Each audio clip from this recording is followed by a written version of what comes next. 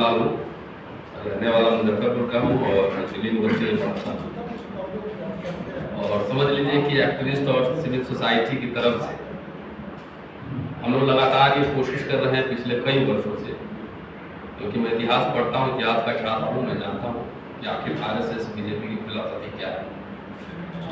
तो देश भर में हम लोग इस आरएसएस बीजेपी बैक्ड एनडीए सरकार को हराने के लिए कैंपेन चला रहे हैं। 10 साल दो तरह का काम हुआ है। एक तरफ जुमलेबाजी हुई है और दूसरी तरफ संविधान और संवैधानिक संस्थाओं को ध्वस्त करने की कोशिश हुई है।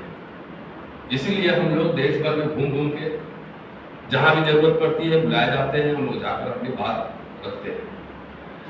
और जितने अगर मोदी जी के स्टाइल में ही बोले तो भाइयों और बहनों, 2 करोड़ रोजगार मिला क्या? काला धन वापस आया क्या? जितने नारे उन्होंने दिए थे, अब की बार मोदी सरकार अब नहीं महिलाओं पर वार। और रेवन्ना आप सब जानते हैं, तकरीबन 3000 भारत का सबसे बड़ा स्कैंडल रेप शोषण, उसको ये सरकार भगाती है। तो इनके करनी और कथनी में अंतर है। अभी अगर 10 साल की इतनी उपलब्धि थी तो हर बात पर हिंदू और मुसलमान, मुझे पता है कि मोदी साहब ने कांग्रेस का मैनिफेस्टो भी नहीं पढ़ा हो, आरजेडी का भी मैनिफेस्टो नहीं पढ़ा हो। उनका स्क्रिप्ट आज से नहीं 1925 से लिखा हुआ है, वो है हिंदू मुसलमान करना।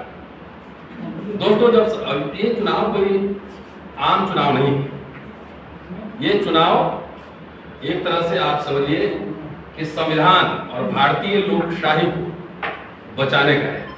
और संविधान कोई आम किताब नहीं है कि लाइब्रेरी में इस सेल्फ से उठाकर उस सेल्फ पे रख दें और बात हो गई। संविधान सुरक्षित है तो इस देश का हर नागरिक सुरक्षित है।